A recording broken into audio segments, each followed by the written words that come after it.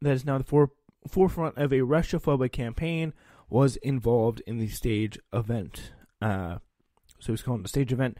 That Lavrov is accusing Britain of carrying out the false flag was clear, since Russian diplomats have repeatedly claimed that the recent attack, the poisoning of Sergei Skripal, was also staged by British spies in order to frame Russia. So it's British spies, apparently. They're really getting the wrong end of the deal here. Russian offices in Syria, Konashenkov said, this is Igor Konashenkov, the ministry spokesman, defense ministry spokesperson, visited Duma after rebels surrendered control of the suburb in Syria on Sunday and could find no trace of chemical agents at the site of the bombing.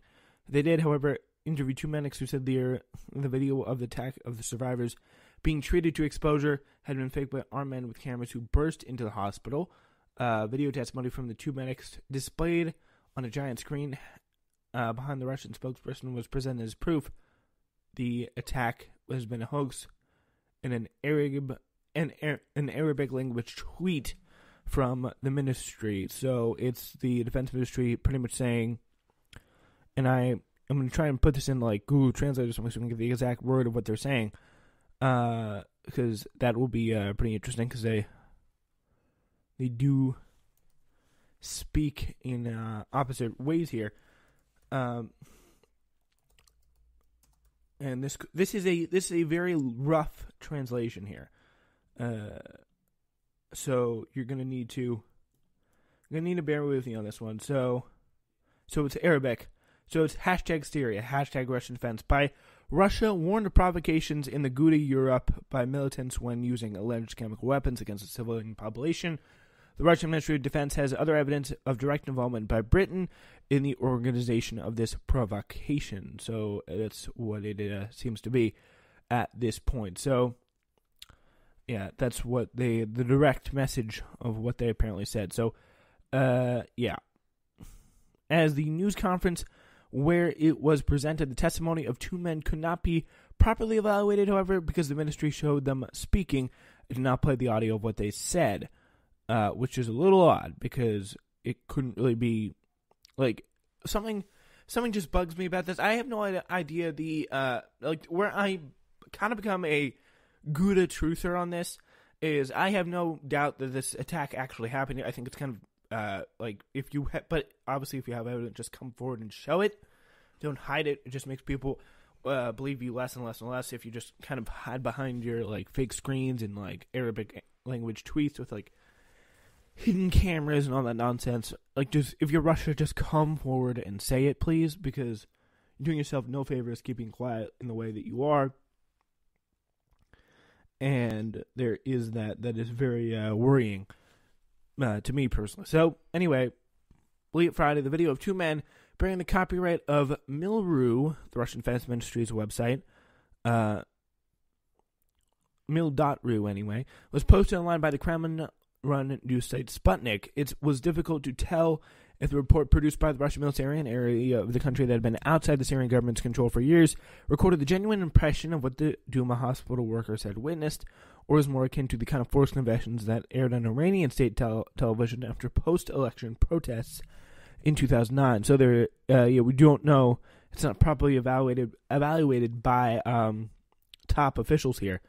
That's a little bit problematic. So, so they are saying this is staged, and that'll be the most important. Like, if they confess, like, if you have evidence, bring it out. But personally, until then, I'm just going to go on believing what literally everyone else says in my country over here, Russia, that you guys did the attack, but that the attack happened, not necessarily that it was Assad that did it, but what I want to see here is further proof, like definitive proof, other than what the government said, that Assad did it, before we go on continuing to be bombing people in a sustained attack. I really do want to see the investigators get there, interview people, and really be able to determine, independent investigators from, like, world organizations, this attack was a direct result of Assad and only Assad here, or not via some kind of devious miscommunication, the actual rebels. So, Britain's ambassador to the UN, Karen Pierce, rejected the claim that her country's foreign intelligence had staged a chemical attack. This is grotesque. It's a blatant lie, Pierce said. It's the worst piece of fake news we've seen yet from the Russian propaganda machines. I mean, it's really Russophobic.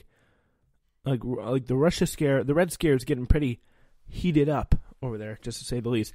Given that Duma is under control of the Assad government, Russia's ally, and thus off limits to independent journalists, Russia claims are impossible to verify or debunk, a situation that Russian and Syrian officials have taken advantage of throughout the war to cast doubt on claims that atrocities have been committed by forces loyal to Assad. So that's the whole kind of limbo we are in at the time. So now we move to Andrew Cuomo.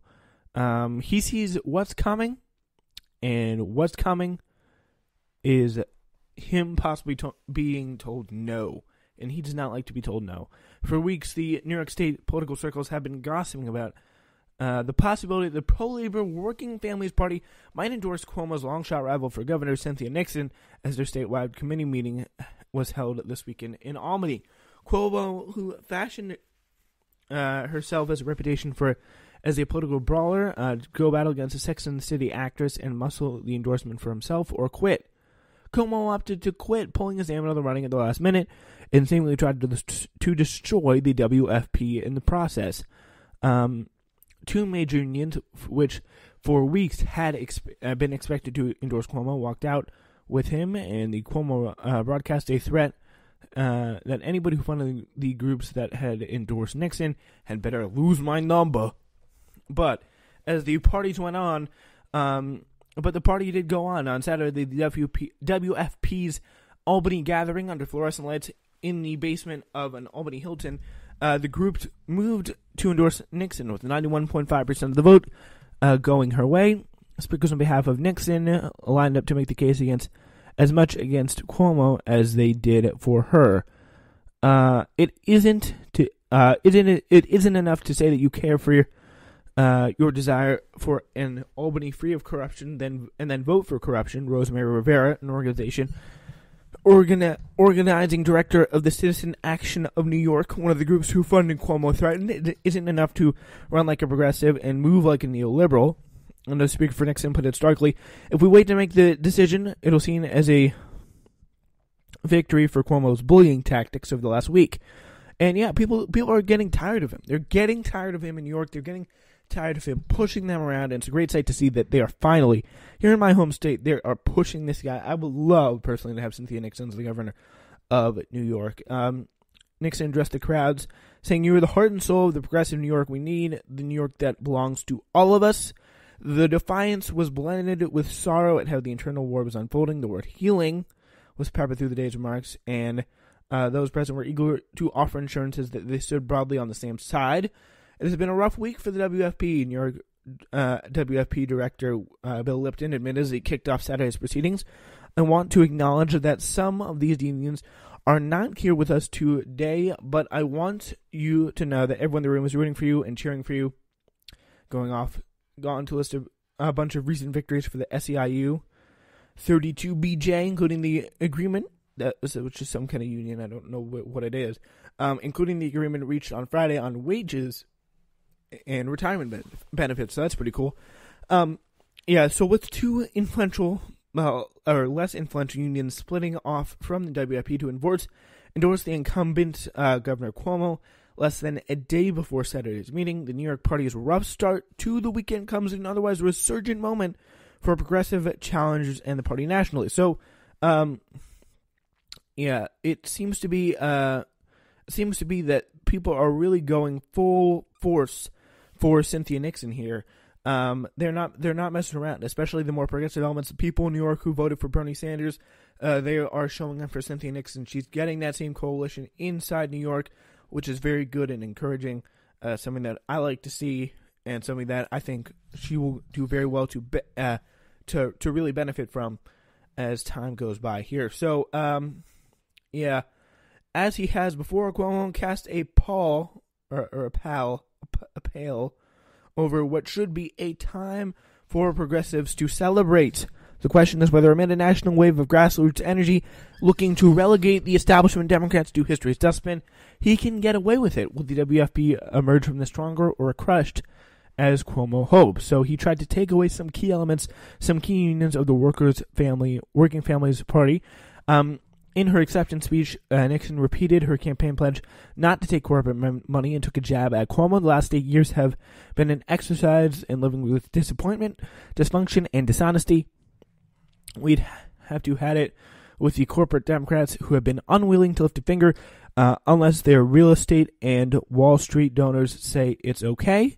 If Cuomo were a Republican and doing the exact same things, Nixon told me after, people would have mobilized against him a long time ago. He's very canny on how he plays both sides of the aisle. So it makes sense. It's a great quote that Nixon said to the Intercept reporter. I mean, she really nails in that kind of dynamic that's going around here in between these two parties, and about how maybe that Cuomo's able to get away with more stuff because he's seen as a Democrat, but also just plenty of the Republicans do. He created the IDF in like his literal first week in office. Well, he doesn't like to say he created it, but it's something that if it's a secret backdoor literally for Republicans to, or it was anyway, because he destroyed it after Cynthia Nixon got on to him for it. Which is exactly what's supposed to happen in progressive primary. You're supposed to be moved to the left, which is good. It was what it used to be was a secret kind of backdoor for Republicans to voice their thoughts to an open-eared governor and some like open-eared Democrats. Like let's really talk. So it was pretty much a smoke-filled room for Republicans to influence votes at the very last minute. So yeah, it also wasn't a shock that the SEIU 32BJ and CWA District 1, two New York locals, would endorse Cuomo as their leadership had indicated to Politico weeks beforehand. What did come as a surprise, though, was that each of those unions would leave the WFP in advance of the decisions, and that Cuomo would threaten community groups who broke ranks. Lipton, the state director for the WFP, told the New York Times that in a meeting earlier in the week, Cuomo had repeatedly said that if unions or anyone give money to any of these groups, they can lose my number because I'm done with them. It was a remarkably aggressive statement that has the potential to take $1 million out of New York State's community organizing infrastructure. Nixon called the threat unforgivable. It just shows you, as long as they're not there to serve him, he doesn't care about you. As long as the unions are not going to be there to support him, he's fine to help unions who kind of, or not even fully help unions who are there to support him, but just kind of help unions that are that endorse him. But if not, you're done. You're cut off. You're absolutely screwed. How is that an acceptable place to live? How can you? How can those two unions really tolerate that? So Lipton, who's the state director for the WFP, told the New York Times that in a meeting earlier in the week, Cuomo had said repeatedly that if the unions give money, as we know, they're done. Cuomo was referring to his remarks in the New York-based community organization that had endorsed her, a list to which point that includes the New York Communities for Change, or NYCC, Citizen Action of New York, the New York Progressive Action Network, the Make the Road Action, which just announced its endorsement of Nixon yesterday. The groups do a range of work around the Empire State, including from environmental justice to immigrants' rights. So it looks like they got a strong case. They got a strong point of backup there to really help them forward. And it is so cool to see them pushing up against what is the status quo, what is the perceived narrative here. And they're really pushing down on Cuomo. They're making him nervous. And that's the best part about this whole situation. They are putting the fear of the progressives in his bones once again. And the thing is, here's the thing. People are going to be like, oh, isn't it good enough you moved him left? No, because as soon as he gets elected, as soon as he's not in campaign season, he'll go back to his old way. That's why we need to defeat him. We need to not let him see the light of day. If you're Cynthia Nixon, and I'm personally involved in this fight because a lot of times these progressive battles take place in places like Illinois, Texas, far out places. But the cool part is, because we broadcast here in New York, and it's really cool to see that there is a progressive issue that we could really get behind here, and that is supporting the candidacy of Cynthia Nixon in a big way, and that is something that I am more than happy to do. That's our show. We'll see you Wednesday.